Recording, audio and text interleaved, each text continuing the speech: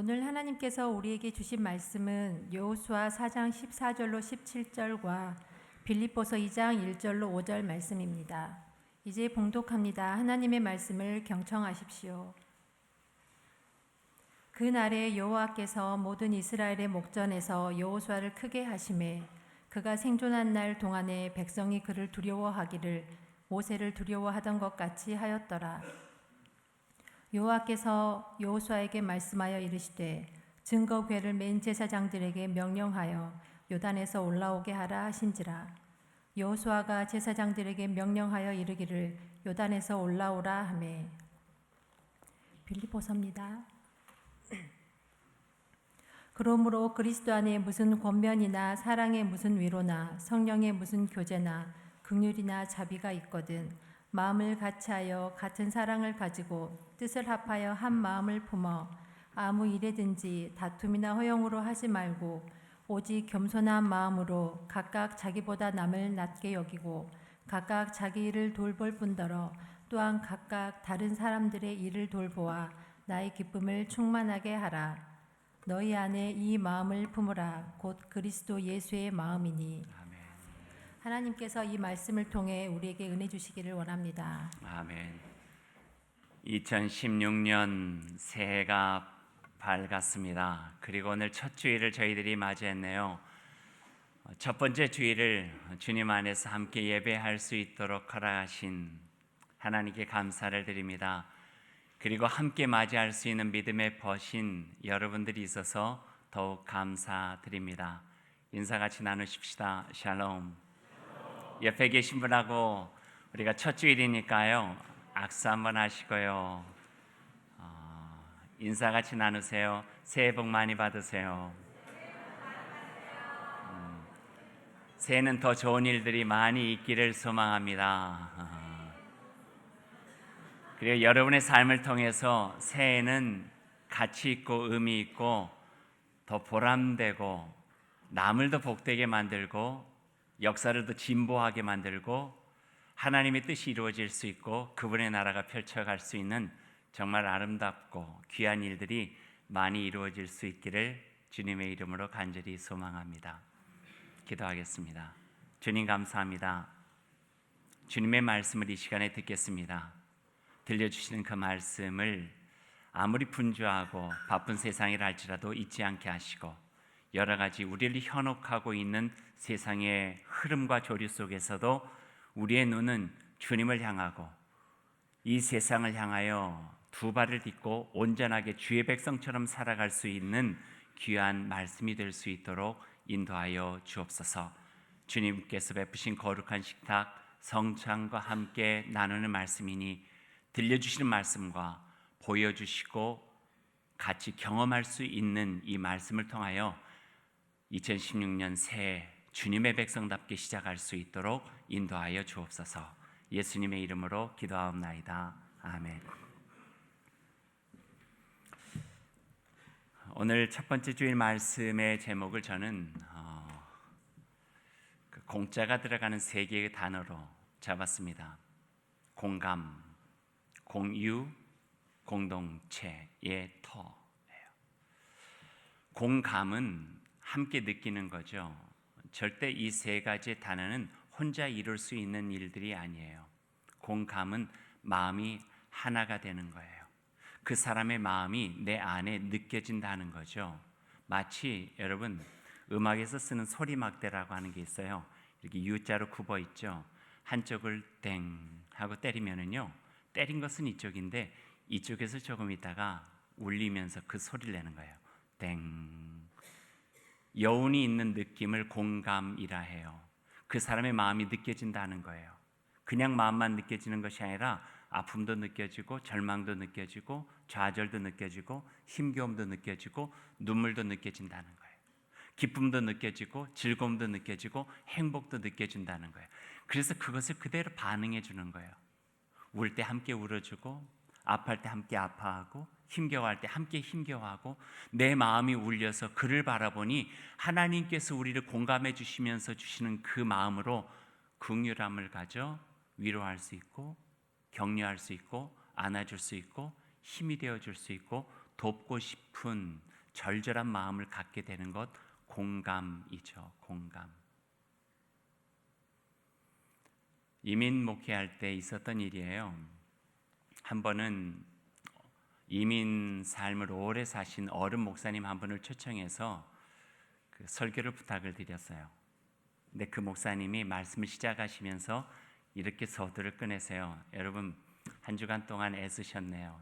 이민 생활이 이렇게 녹록하지도 않고 이른 아침부터 밤까지 살아가는 이고, 낯선 땅에서 낯선 언어 가지고 저 자식 먹여 살리려 애쓰는 것이 참 쉽지 않을 텐데 참 애쓰셨습니다. 그러면서 뭐라 하시냐면은, 제가 오늘 설교 조금 조용조용하게 할 테니까 좀 피곤하시면 주무세요. 그러는 거예요. 여러분도 혹시 듣고 싶은 이야기는 아니세요? 그 뒤에 어떤 말을 하셨는지 제 기억은 안 나지만, 저도 이상하게 이민생활을 오래 안 했던 때였음에도 불구하고 그 설교 서두 속에 마음이 찡했어요. 이게 공감이에요. 찡한 게 공감이에요. 울리는 거예요. 아기 예수님이 이 땅에 왜 오셨어요? 공감이에요. 이 땅을 그대로 내버려 두지 않고 그 관심이 극대화되다 보니까 하나님이 사람이 되고 하늘이 땅이 돼서 이 땅에 오셔서 함께 낮아지시고 함께 아파하시고 함께 우시고 함께 기뻐하시면서 하나님께서 주시는 구원의 반열에 함께 서서 가신 것이 공감이에요. 그래서 공감이 있으면요, 마음이 나눠지죠. 공감이 있는 자리에서는 하나가 될 수가 있어요. 공유는요, 삶이 나눠지는 거예요. 경험이 함께 공유되는 거예요. 사전적으로 하면은요, 별로 그렇게 좋은 단어는 아닌 것 같아요. 어떤 한 물건을 두 사람 이상이 함께 소유하는 것 공유, 정 없어요. 그런 공유 아니에요. 여기서 공유는 뭐냐면은 함께 눈물을 흘리면서 함께 땀을 흘린 것이 있다는 거예요. 함께 더불어서 함께 아파하면서 그것을 극복해 본 경험이 있다는 거예요. 그래서 경험의 공유가 그 삶의 서로를 하나 되게 만들 뿐만 아니라 서로에 대한 신뢰를 갖게 하는 거예요. 신뢰. 내가 겪어봤더니, 내가 함께 지내봤더니, 그 어려움을 함께 통과해봤더니 그 사람의 진면목을 알 수 있었다. 공유예요. 삶을 공유하게 되고 어떤 경험을 공유하게 되면은요, 그 다음에는 이야기가 공유가 돼요. 너 그거 기억나? 이게 있는 거예요. 너 3년 전에 그 일 너 기억나지? 그때 얼마나 마음이 좋았어 하면은 그때 3년 전에 있었던 전율이 내 마음속에 오면서 공감과 공유가 함께 일어나는 거예요. 그런 일들이 있어야지만, 공감이 있고 공유가 있어야지만 그 두 개가 공동체의 터가 된다는 거예요. 공동체는 그래서 이루어지는 거예요. 쉽게 이루어지는 거 아니에요.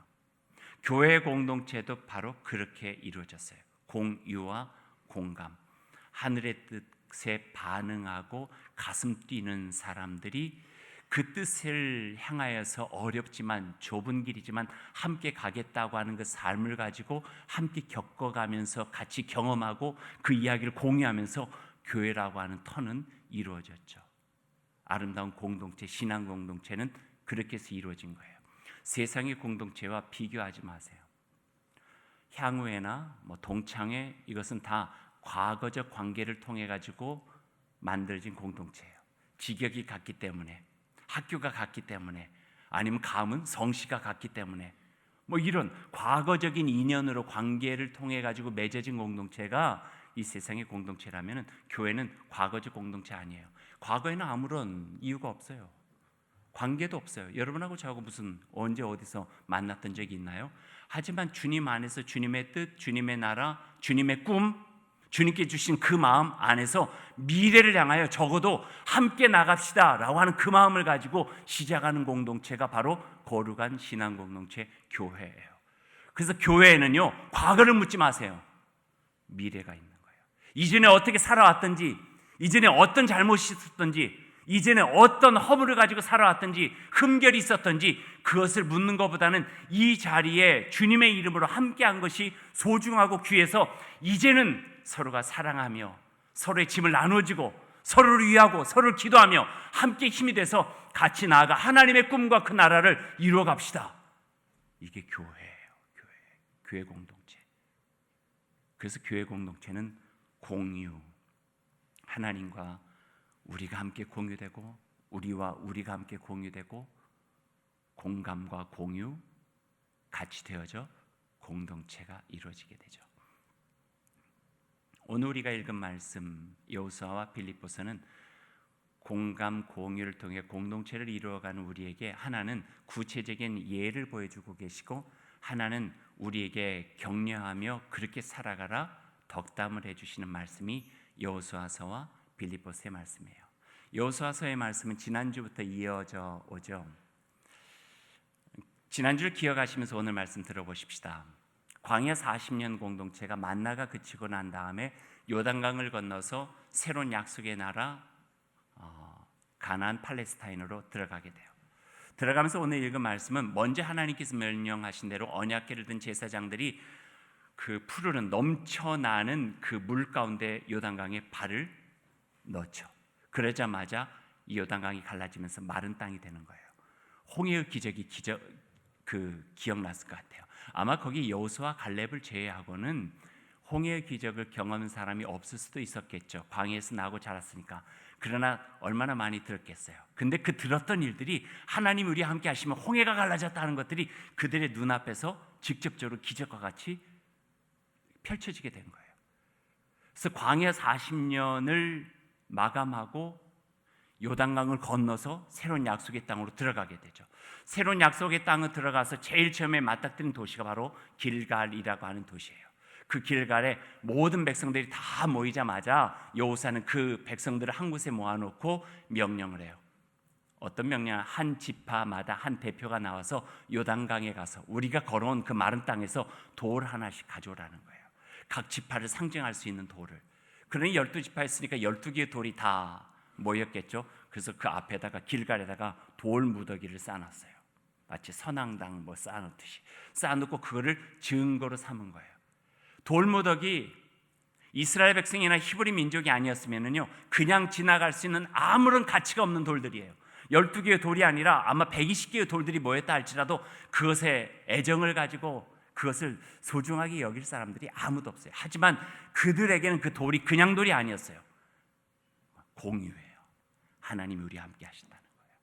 돌을 볼 때마다 마른 땅을 만들어서 우리를 요단강을 건너게 하시고 신실하신 하나님의 약속의 땅으로 들어가게 하신 새 출발의 마음들이 그들의 마음속에서 북받쳐 오르게 되는 거예요.